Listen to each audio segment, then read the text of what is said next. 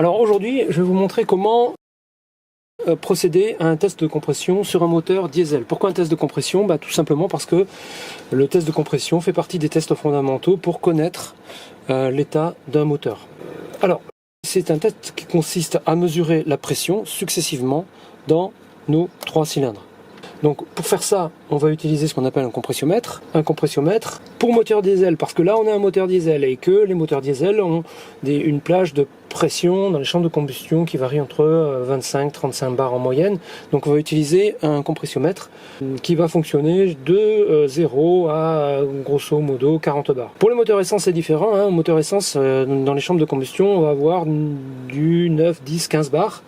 Donc là on va utiliser d'autres types de compressiomètres. Donc il faut adapter son compressiomètre à son type de moteur. La prise de compression permet 2 types d'analyse. Si votre compressiomètre est suffisamment précis, vous pourrez faire de l'analyse quantitative. Ça veut dire quoi? Ça veut dire que vous allez comparer, par exemple, la compression de votre cylindre 1, puis la compression de votre cylindre 2, et puis votre compression de cylindre 3, par rapport aux normes constructeurs. Ça, c'est de l'analyse quantitative.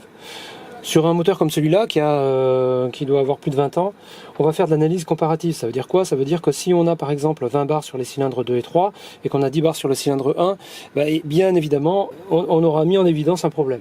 Ça, c'est le principe de l'analyse comparative. Alors, pour faire de la prise de compression, et c'est très important, il faut comprendre que le moteur doit être préparé. En particulier, il faut empêcher le démarrage du moteur et il faut éviter absolument de rincer les cylindres. Ça veut dire quoi? Ça veut dire qu'on va tout faire pour qu'il n'y ait pas d'injection diesel dans les cylindres. Parce qu'on ne veut pas rincer nos cylindres. Ça, c'est quelque chose de pas bon du tout. Donc ça, on ne va pas le faire. On va également décompresser le moteur. Pourquoi? Pour aider le démarreur. Tout simplement parce qu'on a besoin, quand on va lancer les tests de compression, il faut impérativement que notre moteur tourne rapidement. C'est un facteur de réussite, ça. Il faut vraiment qu'il y ait des watts au niveau du démarreur. Donc on va jouer vraisemblablement là ici sur ce moteur sur les bougies de préchauffage qui vont donc être déposées dans les cylindres où il n'y aura pas de prise de mesure. On y reviendra tout à l'heure. La troisième chose que je voudrais vous dire au niveau de la préparation moteur, c'est l'électricité. Faites attention. Il va falloir faire un certain nombre de choses au niveau de l'électricité, notamment isoler tous les fils que vous allez démonter pour faire votre test. Et je pense en particulier à celui-là, ici. Bon, le voilà, vous l'avez en plein centre de l'écran, vous l'avez compris, c'est le fil d'alimentation des bougies de préchauffage. Donc celui-là, ne l'oubliez pas, vous allez le démonter, isolez-le immédiatement. Voilà, au niveau des préparations moteurs, je crois qu'on a fait à peu près le tour. Bon, je vous montre rapidement le compressiomètre qu'on va utiliser. Ça, c'est un petit compressiomètre que j'ai dû payer 40 balles. Pour faire de l'analyse comparative, c'est très bien. Ce qui fait notamment le prix d'un compressiomètre, c'est, bon, outre la précision de l'appareil, c'est, si vous voulez, la qualité des raccords. Parce que là, il y a une chose très importante à comprendre. Si vous n'arrivez pas à étancher complètement votre compression pendant la mesure, vous allez avoir des pertes et votre résultat sera faussé. Donc pour faire de l'analyse qualitative, il faut vraiment que vous renseigniez sur la qualité des embouts que vous utilisez. Donc vous avez un certain nombre d'embouts qui sont dédiés, ce sont ceux-là en particulier. Ces embouts-là sont dédiés à des prises de compression par l'intermédiaire du trou des bougies d'allumage. Et puis vous avez d'autres types de raccords, comme ceux-là, qui sont dédiés, eux, par contre, à une prise de compression après dépose des injecteurs. Puis ensuite, vous avez des raccords coudes qui sont très importants, comme cela, et qui permettent, lorsque vous avez un encombrement qui est très important, de trouver des solutions pour, malgré tout, arriver à visser vos raccords et votre tuyau. Vous voyez, l'encombrrement quand même de ce tuyau est quand même assez important. Et on n'a pas toujours la place sur un moteur, donc ce serait dommage de ne pas pouvoir faire vos compressions, tout simplement parce que il vous manque des embouts. Et puis vous aurez noté que là on a un mano qui monte jusqu'à ici 70 bars, donc il est bien adapté aux prises de compression sur les moteurs diesel. Voilà. On va commencer par déposer les tubulures. Alors on travaille toujours dans un milieu super propre, hein, donc attention, on va dépoussiérer tout ça.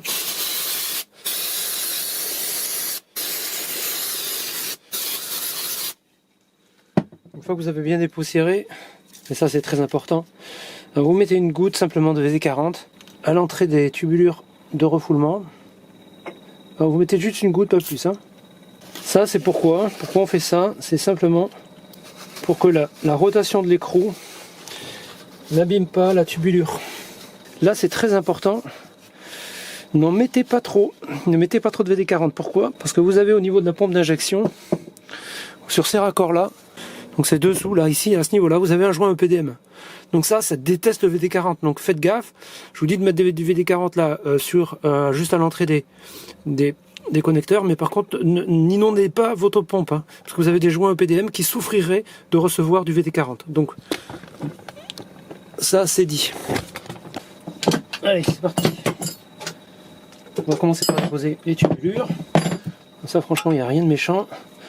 Une série de petits coups. C'est le principe d'une clé à choc.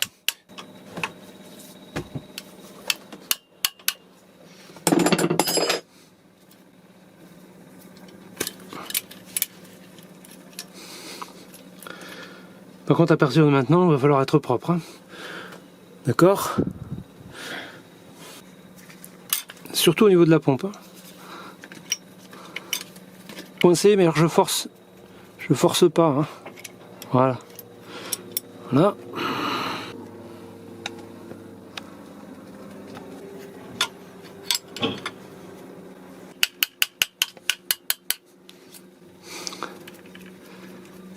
Ça, vous ne le laissez pas comme ça, vous le bouchez immédiatement.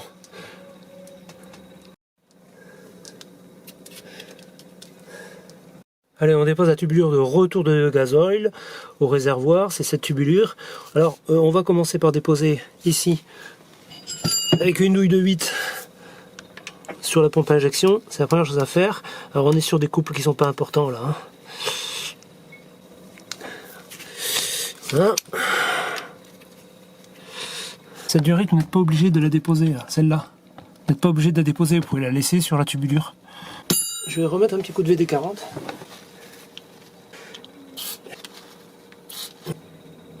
C'est parti pour la tubulure de refoulement. Pas beaucoup de place là. Voilà, ça va beaucoup mieux. Là. Voilà, nickel. Et le troisième cylindre. Vous voyez, quand je tourne, bah, j'entraîne toute la canalisation. Donc ça, c'est pas bon. Donc ce que je vais faire, c'est que je vais utiliser une deuxième clé pour bloquer mon injecteur, de façon à ce que la canalisation ne bouge pas, sinon je vais la tordre et la casser. Immédiatement. Hein. Là, vous pétez la canalisation. On est d'accord? Si vous tournez l'écrou de démontage et que vous entraînez un mouvement de la tubulure de refoulement, vous arrêtez immédiatement parce que vous allez la casser. Donc à ce moment-là, vous devez utiliser une seconde clé qui va bloquer dessous pour pouvoir déposer votre écrou de dessus tranquillement. Faites attention à ça. Donc vous avez vu, j'ai pris ma clé de 24. Je viens chercher juste sous la tubulure. Alors c'est pas normal hein, ce qui se passe, évidemment j'avais des pertes de compression là, ça c'est sûr et certain, parce que c'est absolument pas normal d'entraîner l'injecteur en voulant démonter la tubulure. Donc là il y avait un problème de couple de montage. Donc, vous avez vu ce que je fais. Hein. Là par contre je peux forcer, ma tubulure ne bougera pas. Vous avez vu aussi l'importance du VD40, hein, évidemment. Voilà, c'est fait. Donc là on peut retirer les boulons, il n'y a pas de problème.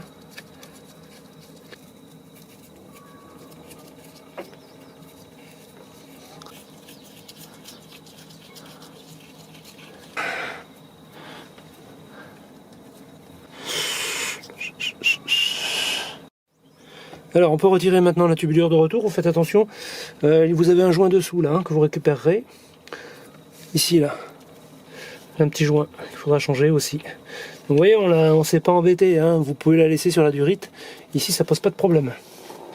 Là, donc vous n'oubliez pas de récupérer votre petit joint, voilà, et ça, pareil, hein, vous le laissez surtout pas comme ça, on le bouge tout de suite.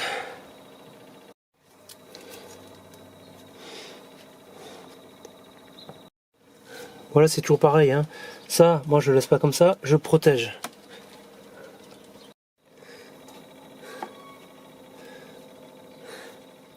Protégé. Bon, au stade où on en est, vous allez pouvoir déconnecter la barrette d'alimentation des bougies de préchauffage. Hein. Donc ça, je vous passe les détails. C'est vraiment facile, vous avez un petit écrou à dévisser ici. Là, c'est déjà fait. Hein. Sur chaque bougie de préchauffage, vous dévissez son petit écrou. vous retirez la barrette. Et ce fil là, ici, celui-là, vous devez l'isoler tout de suite. Parce que celui-là, quand vous allez démarrer votre moteur, ben vous allez avoir une vingtaine d'ampères là qui va passer. Donc isolez-le et soigneusement, sinon vous allez faire un beau joli feu d'artifice. Donc nous on va réaliser un test de compression, on va commencer par réaliser notre test de compression sur le cylindre numéro 1. Ça veut dire quoi? Ça veut dire qu'au niveau des deux autres cylindres, on va choisir de décompresser en déposant les deux autres bougies de préchauffage. Donc clé de 12. Vous n'utilisez pas la partie plate, vous utilisez la partie à œil. Donc vous la positionnez. Alors celle-là est déjà démontée. Hein. Donc toujours pareil. Moi vraiment ce que je vous conseille c'est une succession de petits coups de marteau. N'y allez pas directement. Choquez en fait. Il faut choquer. Donc vous y allez. Hein, petits coups de marteau successifs. Forcez pas. Ça finit par venir forcément. Quand vous allez dévisser, faites attention. À un moment donné, il y a de fortes chances pour que vous ayez une résistance. À ce moment-là, si vous avez cette résistance, vous revissez votre bougie d'allumage pour la redévisser. Et ainsi de suite. Jusqu'à ce que elle sorte. Hein, ça a résistance, je revisse, je redévisse ensuite. Et puis au fur et à mesure, ben, vous sortez comme ça votre bougie de préchauffage. Pourquoi je vous explique ça? Je vous montre tout ça tout de suite. Là voilà. Bon alors sur cette partie là qu'on appelle le crayon, vous avez une accumulation de résidus carbonés. De temps en temps, sur notamment les moteurs récents, vous avez une accumulation de résidus carbonés qui fait que quand vous allez dévisser comme ça, eh ben vous avez une sacrée résistance, voire vous avez même parfois, c'est le pire des cas, votre bougie d'allumage, le crayon pète. D'accord? Donc je vous demande de ne pas forcer quand vous allez la démonter. Hein, vous y allez progressivement, vous démontez, au début ça va bien, puis à un moment donné vous allez voir, vous allez avoir une résistance, donc n'hésitez pas, vous revissez, puis vous redévissez. Résistance, oui, je revisse, puis je redévisse. Et c'est ainsi que votre bougie vient, d'accord? Elle va venir progressivement de cette façon-là, vous risquez pas de casser le crayon à l'intérieur de la culasse, parce que là je vous dis pas, vous avez un déculassage, un magnifique déculassage à faire si ça vous arrive. Mais sur ces moteurs-là, c'est pas très fréquent quand même. Voilà, donc là c'est la première bougie de préchauffage. La deuxième bougie de préchauffage. Là.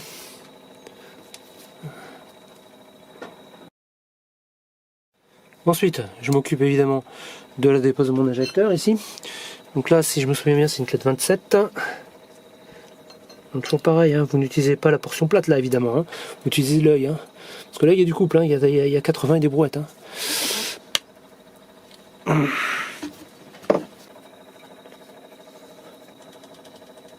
Voilà.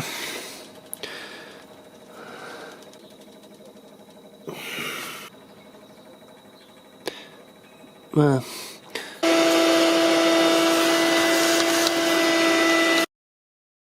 Alors un petit conseil, quand vous avez identifié l'embout qu'il faut, jetez un petit coup d'œil à l'intérieur. Vous voyez celui-là à l'intérieur? J'espère qu'on le voit. Voilà. Il y a de la limaille à l'intérieur. D'accord? Donc il faut impérativement les rincer et les nettoyer, vos raccords, avant de les monter sur votre moteur. Voilà. Alors, maintenant il faut que je vous parle d'étanchéité, parce que on a fait le choix de ce raccord. Bon, ça c'est une chose. Mais il ne suffit pas de le visser dans votre culasse pour assurer une étanchéité. C'est un peu plus compliqué que ça. Si je reprends mon injecteur, vous voyez qu'au niveau de l'injecteur, vous avez une étanchéité qui se fait par l'intermédiaire de deux portées. La première, c'est celle-ci. D'accord? Ça veut dire que la première portée de l'injecteur appuie sur ce joint, là. Et puis vous avez une deuxième portée qui est utilisée pour s'appuyer sur le premier joint qu'on a démonté, là, celui-là. Et comme ça, exactement. Vous voyez que ce montage,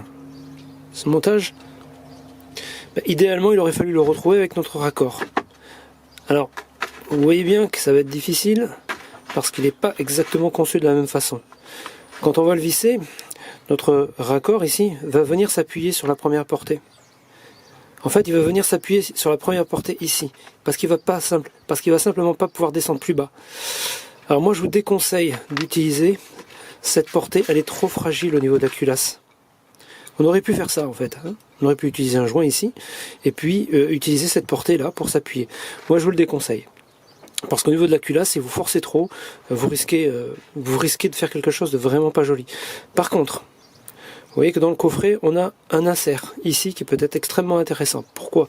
Parce que cet insert, si je l'utilise en combinaison de deux joints, un premier joint comme ça, puis un deuxième joint comme ça, vous voyez bien que si je choisis de faire ce montage-là, je vais venir m'appuyer ici, sur la première portée de la culasse. Vous le voyez bien ici, là. Je vais venir comme ça. Quand je vais venir visser, je vais descendre dans la culasse et puis je vais m'arrêter ici. Je ne vais pas utiliser la portée de la culasse qui s'appuie là-dessus. Qui s'appuie ici. Je m'arrête ici. D'accord? Et ça, c'est très intéressant parce qu'au niveau de la culasse, ici, là, il n'y a aucun souci, je peux serrer. Hein? Voilà. Donc ça, c'est mon montage, c'est le montage que je vais utiliser. Et c'est un bon montage pour moi, il n'y a aucun problème pour assurer une bonne étanchéité. Voilà.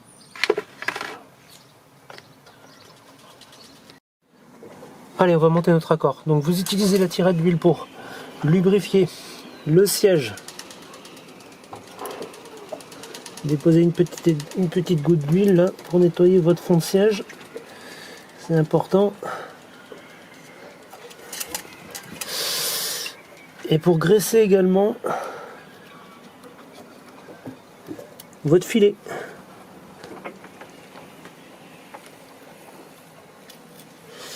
Parce qu'on va pas monter le raccord à sec, hein, évidemment. Donc petite goutte d'huile, on graisse tout ça. Voilà. Donc c'est parti pour premier joint. L'insert. Deuxième joint.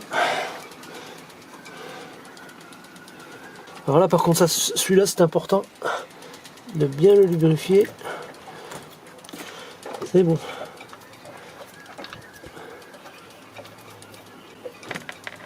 Là. Plus qu'à le bloquer.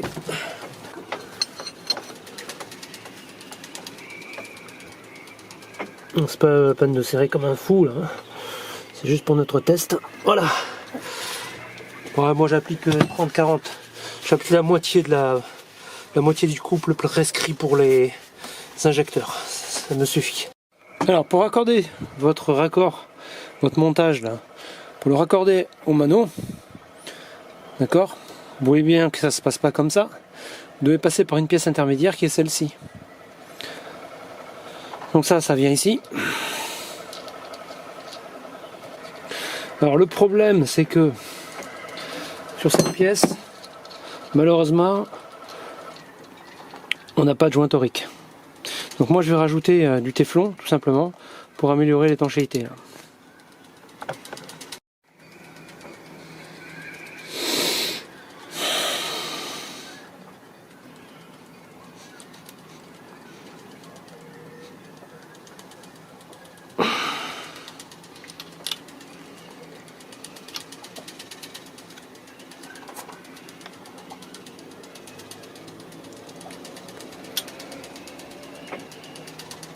Voilà. Alors ça commence à devenir sérieux là.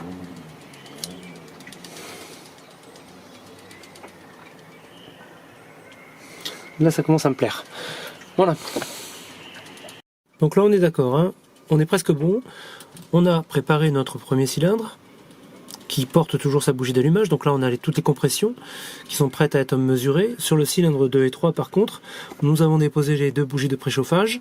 Donc les deux cylindres sont décompressés et le démarreur va pouvoir tourner plein pot. Par contre il y a un truc qui me plaît pas, c'est ici comme on a déconnecté le tuyau de retour vers le réservoir ici. Ici on a déjà, alors c'est un système un peu bizarre chez Volvo. Il est également connecté à la pompe. Donc là, ça risque de gicler là au niveau du retour. Donc ça me plaît pas. Donc ce que je vais faire, c'est que je vais malgré tout déposer la durite ici.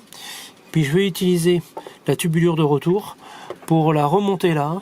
Vous allez voir, je vais l'inverser et pour recueillir il y aura un peu de diesel qui va évidemment passer par là. Donc je veux pas que ça gicle partout dans le moteur, moi. Donc je vais inverser la tubulure pour m'en servir comme un réceptacle en fait.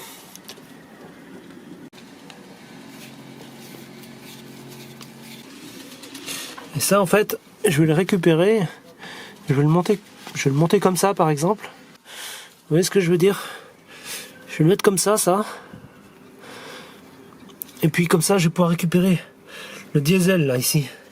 Le retour, il va se faire ici comme ça. Voilà, donc il va sortir par ici, par dessous là. Donc je vais mettre un truc dessous, comme ça, je vais pouvoir garder mon moteur propre.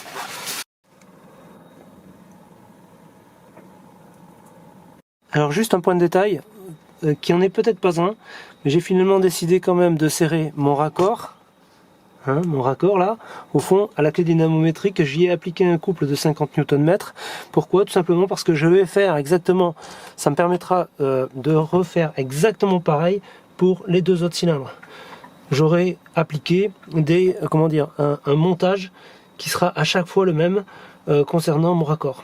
Donc ça veut dire que si j'ai une fuite éventuelle, en tout cas cette fuite sera exactement la même sur les trois cylindres, puisque mon couple de serrage sera lui le même. Les conditions de réalisation ont été reproductibles. Donc là on est prêt pour brancher notre mano. Avant de brancher le mano, vous devez lubrifier l'intérieur du raccord. Là c'est jamais fait ça, donc il faut mettre un peu de graisse à l'intérieur, bon, pas en excès, mais en tout cas vous en mettez, vous le graissez quoi.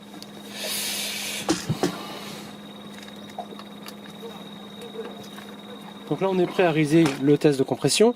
Ça veut dire attention qu'on est prêt à démarrer, à faire tourner le démarreur. On n'est pas prêt à démarrer le moteur, mais on va en tout cas faire tourner le démarreur. Ça veut dire que à ce moment-là, vous devez être prêt à faire une revue de votre moteur. Alors, ça veut dire quoi concrètement? Ça veut dire que, premièrement, vous devez être débrayé au niveau de l'inverseur. Ça c'est évident, mais il vaut mieux le rappeler. Au niveau de la batterie, vous devez être également,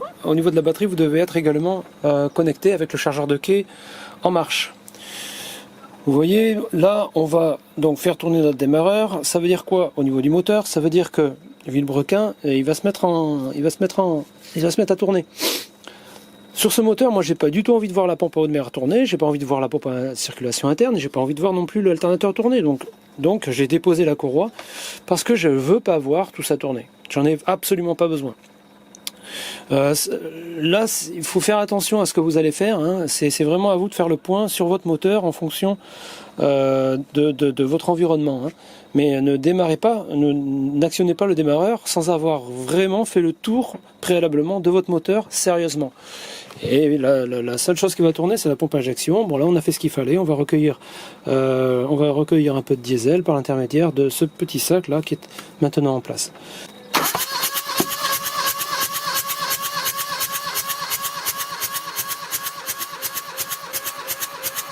Voilà, et on a 14 bars. 14 bars, voilà, et vous avez vu, on a récolté un petit peu de... On a récolté un peu de diesel quand même. Je vous le dis pour que vous prévoyez en termes de sac ce qu'il faut. Donc cylindre 1, 14 bars. Vous avez un bouton de décompression. N'enlevez pas votre mano tout de suite. Premièrement, vous notez la valeur. Une fois que vous avez noté la valeur, vous revenez, vous décompressez ici au niveau du mano. Je vous montrerai sur le cylindre numéro 2. Allez, on continue la vidéo. Donc, alors on en est où? Bon, vous déposez votre outil. Une fois que vous avez décompressé, vous déposez l'outil. D'accord? Une fois que vous avez fait ça, ce qu'on va faire, c'est qu'on va déposer l'injecteur du cylindre numéro 2 et puis on va installer notre raccord, tout simplement. C'est toujours pareil maintenant. Alors, toujours pareil, clé de 27. Vous faites bien attention. On récupère l'ensemble des pièces, elles sont souvent collées. Voilà. Ça c'est bon.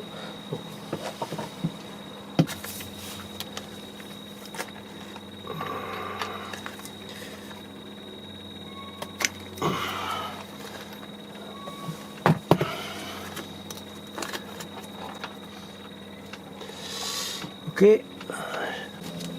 Ouais, ça c'est très pratique ça. Voilà, d'accord, l'insert. Voilà.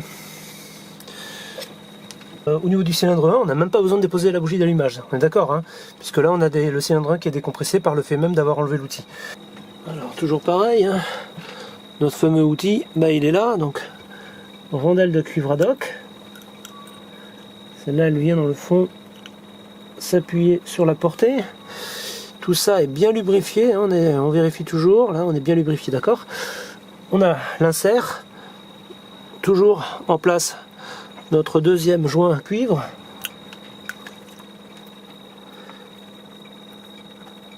La clé dynamométrique. Voilà. Allez, là on est bon. Alors, évidemment ici, vous êtes bon évidemment pour remonter la bougie de préchauffage, hein, puisque ce cylindre-là, en l'occurrence, eh ben, il va falloir qu'il soit complètement étanche. Le 12. Donc ça, vous bloquez la bougie de préchauffage, hein. C'est pas la peine, attention, hein. La bougie de préchauffage, ça se sert à pas grand chose, hein. On verra les couples tout à l'heure, mais c'est du 20-30, hein. Donc là, on est prêt à refaire le test de compression sur le second cylindre cette fois. D'accord. Le premier cylindre est décompressé parce qu'on a ôté l'injecteur. Le troisième cylindre est décompressé parce qu'il n'a toujours pas sa bougie de préchauffage.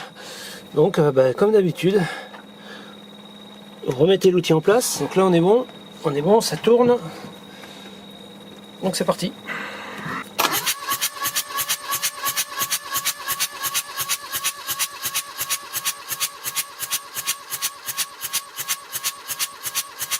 On est plus haut, évidemment, on est à 15, 16, 17, on est à 17 bars. Donc on verra après au niveau du diagnostic et en fonction de ce qu'on trouve sur le troisième cylindre, quitte à refaire le test sur le premier. Vous avez vu l'aiguille, elle est parfaitement stable. Ça veut dire quoi? Ça veut dire qu'on est parfaitement étanche. Donc ce que je vous montrais tout à l'heure, commencez par décompresser ici. Voilà. Et ensuite, vous pouvez retirer votre appareil.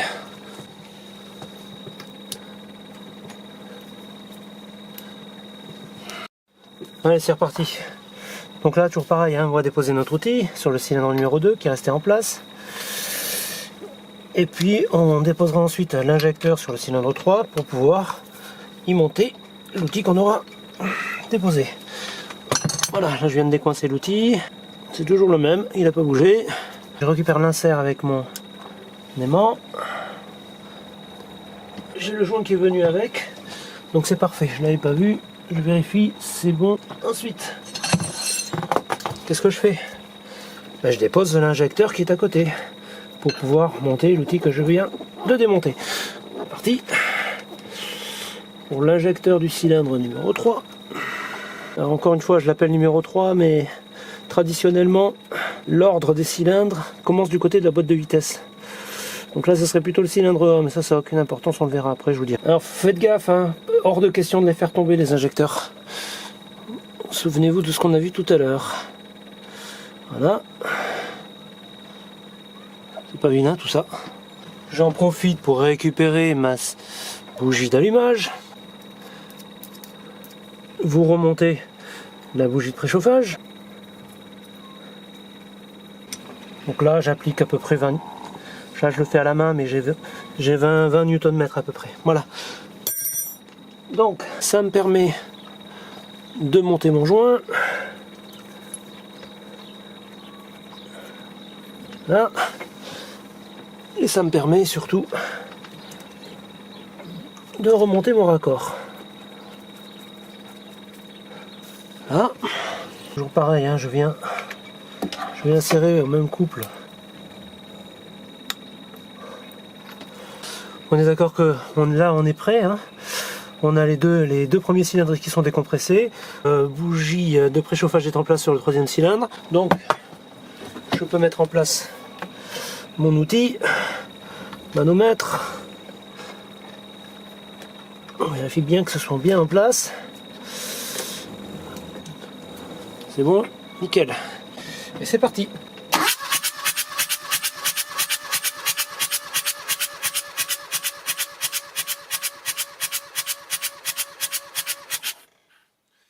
« 18,5 bars, donc vous avez compris, hein.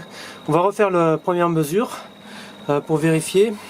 Parce que d'un point de vue comparatif, on aurait un petit souci sur le cylindre 1. Hop. Donc là on est d'accord, hein, on est décompressé sur les 2 derniers cylindres. Donc là, vous voyez que là ça va vraiment vite. Hein. Voilà. Bon là vous voyez pas très bien, c'est pas grave, je vous montrerai après.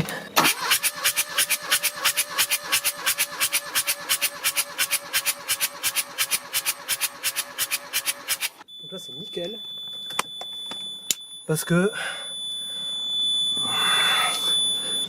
Vous voyez ?